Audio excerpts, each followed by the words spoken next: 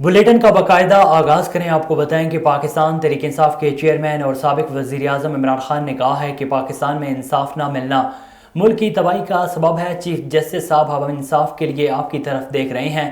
جب اداروں میں میرٹ ہوگا تو تبھی ادارے مضبوط ہوتے ہیں۔ نواز شریف میرٹ پر فیصلہ نہیں کرے گا۔ نواز شریف جب آرمی چیف لگائے گا تو کہے گا کہ پہلے میرے کیسز کو ختم اور راستے سے عمران خان کو ہٹایا جائے۔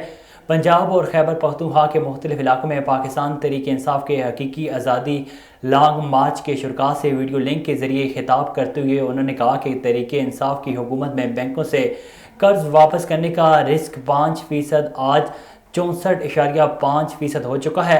اس کا مطلب ہے کہ ہماری معیشت کا قتل ہوا ہے۔ قوم کو سمجھنا چاہیے ان کے ساتھ ہو کیا رہا ہے۔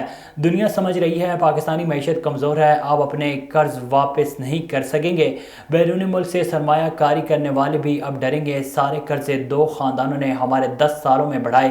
روپے کی قدر مسلسل نیچے جا رہی ہے، ملک میں ڈالر نہیں آ رہے، روپے مسلسل گر رہا ہے۔